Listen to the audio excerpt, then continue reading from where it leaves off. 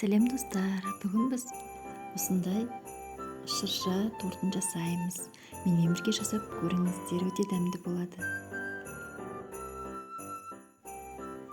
Біз алдын ала кремін жасап, оны тоңазытқышқа немесе морозилкаға салып қоямыз.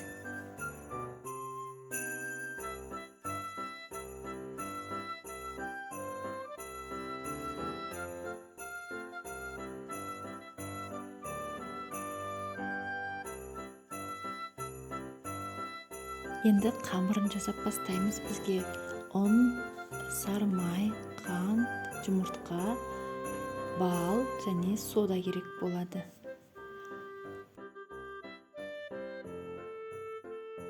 Бәрін осылай видеодағыдай жасаймыз. Ең соңында бір қасық сода саламыз.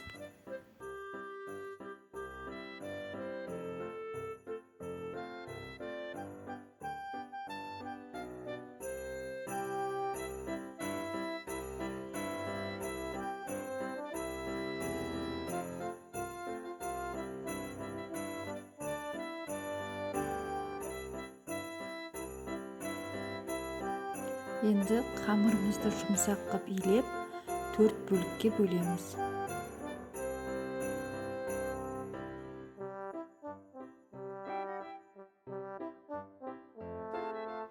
Алдын ала шыршаның суретін дайындап, осылай кесіп аламыз.